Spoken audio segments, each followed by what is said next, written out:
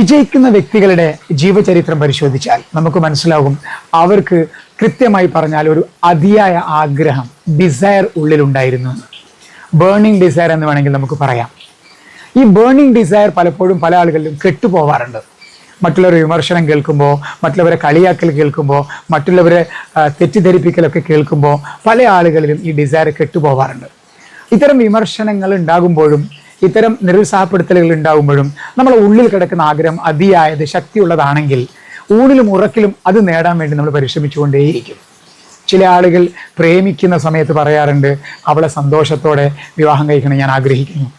അവളെ വിവാഹം കഴിക്കുന്നത് വരെ, അവളെ സ്വന്തമാക്കുന്നത് വരെ ഊണിലും ഉറക്കിലും അവൾ തന്നെയായിരിക്കും ചിന്തയിൽ വരിക. ഇതേപോലെ ആയിരിക്കണം ബേണിംഗ് ഡിസയറും. അത് നേടുന്നത് വരെ ഊണിലും ഉറക്കിലും നമുക്കത് സദാ നമ്മളെ പിന്തുടർന്നുകൊണ്ടിരിക്കണം. അങ്ങനെ പിന്തുടരുമ്പോൾ മറ്റുള്ളവരുടെ വിമർശനങ്ങളോ കളിയാക്കലുകളോ, അത് അടുത്തവരുടെയോ അകന്ന ബന്ധുക്കളെയോ അകന്നവരുടെയോ ഒക്കെ കളിയാക്കലുകളോ അതുപോലെ തന്നെ നിരുത്സാഹപ്പെടുത്തലുകളോ നമ്മളെ തളർത്തില്ല. കാരണം നമ്മുടെ ലക്ഷ്യം എന്താണ്? കൃത്യമായി നമ്മുടെ മനസ്സിൽ നിന്ന് നിർവചിച്ചിട്ടുണ്ട്. അതുകൊണ്ട് ഡിസയറിനെ മറ്റുള്ള വിമർശനം കൊണ്ട് കെടുത്താതിരിക്കാൻ ശ്രദ്ധിക്കുന്ന ആളുകൾ തീർച്ചയായിട്ടും ജീവിതത്തിൽ മുന്നേറുക തന്നെ ചെയ്യും, വിജയിക്കുക തന്നെ ചെയ്യും. ദുർബലമായ ലക്ഷ്യങ്ങൾക്ക്, ദുർബലമായ ആഗ്രഹങ്ങൾക്ക് വലിയ റിസൾട്ട് ഉണ്ടാക്കാൻ കഴിയില്ല എന്നത് എപ്പോഴും ഓർമ്മയുണ്ടാവണം.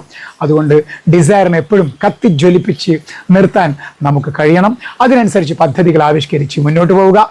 മറ്റുള്ളവരുടെ ഒരു തരത്തിലുള്ള വിമർശനവും നമ്മളെ തളർത്താൻ പാടില്ല.